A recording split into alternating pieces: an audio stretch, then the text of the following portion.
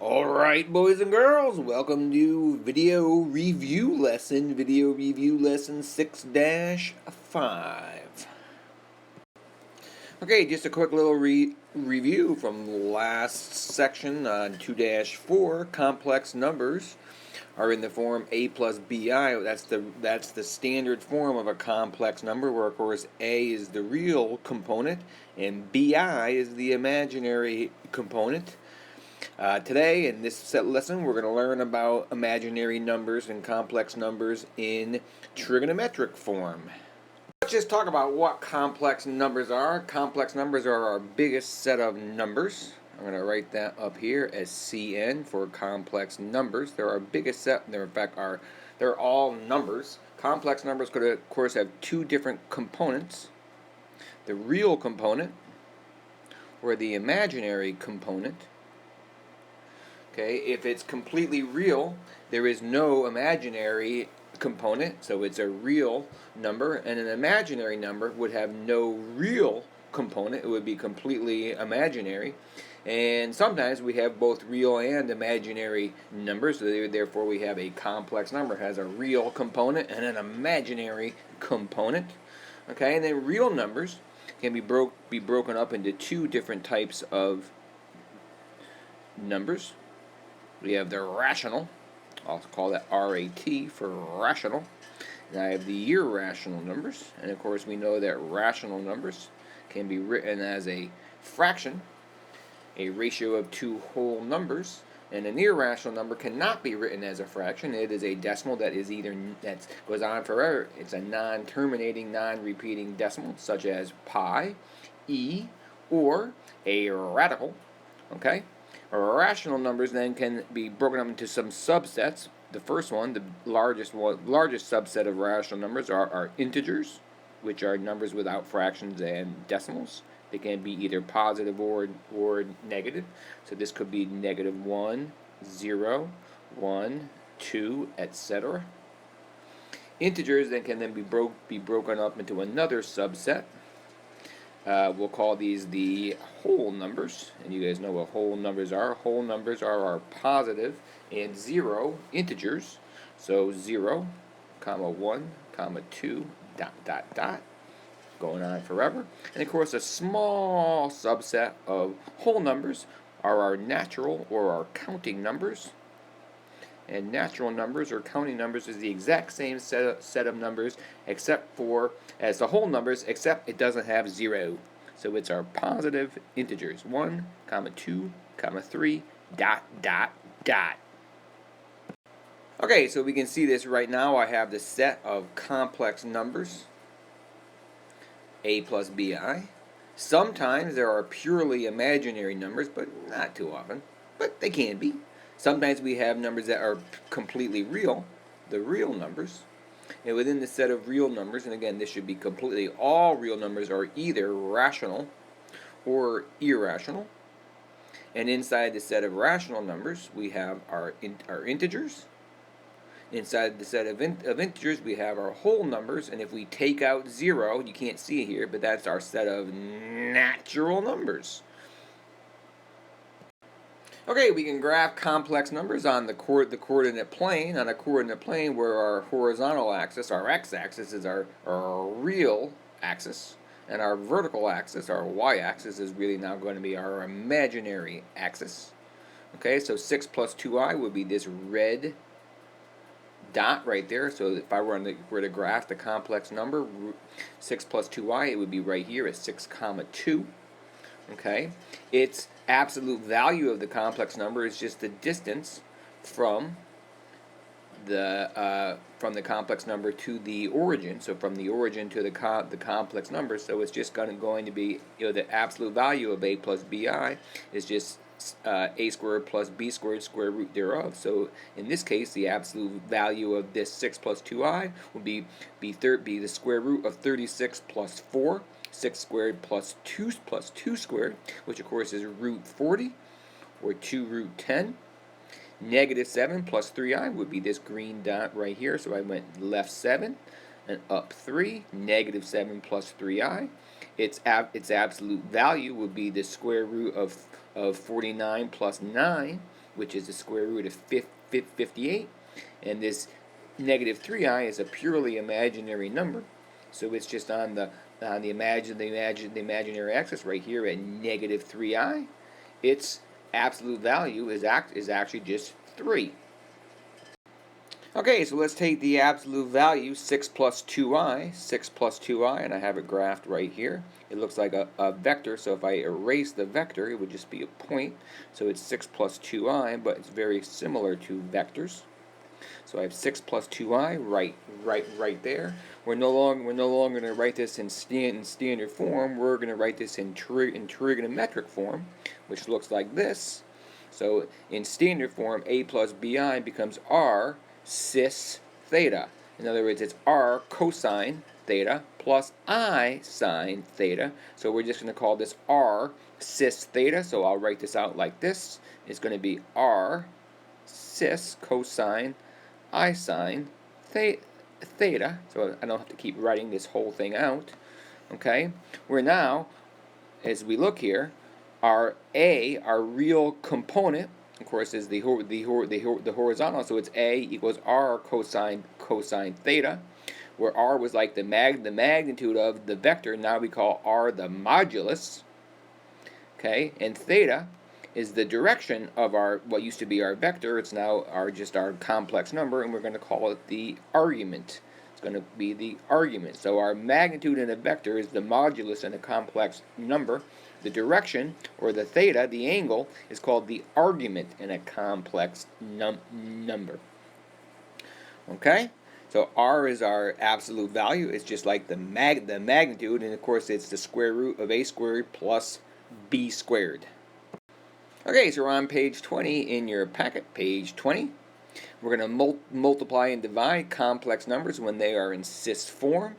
So if z1, it's a complex number, is r cis theta, and z2 is r cis theta, then the product of z1 and z2, what we're going to do is we're going to multiply our moduluses, our moduli. We're going to multiply the moduli, and we're going to add the angles. If I'm dividing two complex numbers, I'm going to divide the moduli, and I'm going to subtract the thetas. So if I'm looking at 61 right here, at 61, this is, of course, I would write this as 9 cis theta. So 9, so I'm going to write this as, do it in green, 9 cis 58. And in 62, I would write this as 2 cis 73.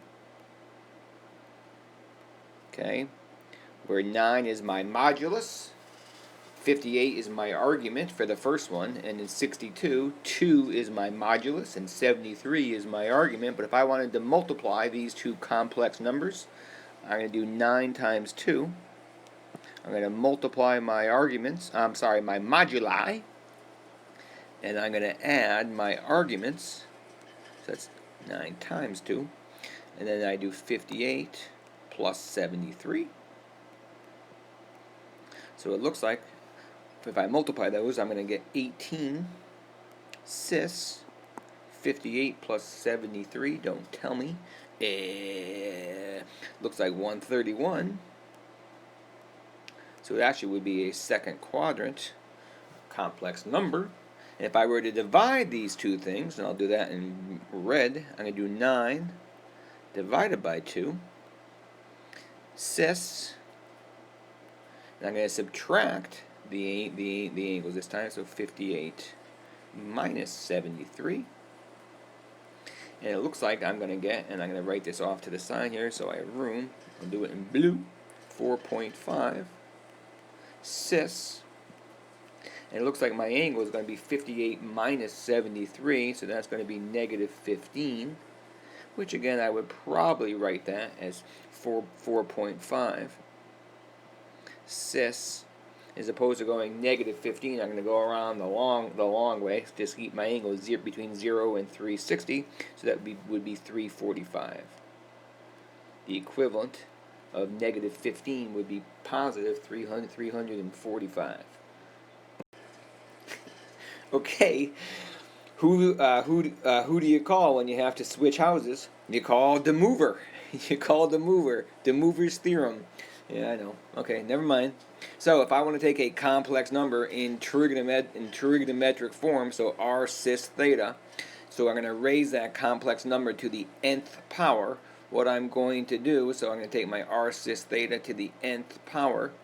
I'm going to raise my modulus to the nth power, and I'm going to take my arguments and I'm going to multiply them by n. So if I want to take 3 cis 150 and raise that to the 4th power, what I'm going to do is I'm going to write this as 3 to the 4th cis 150 times 4. So this becomes 3 to the 4th, of course, is 81. 3 times 3 times 3 times 3. Cis. 4 times 150 is 600.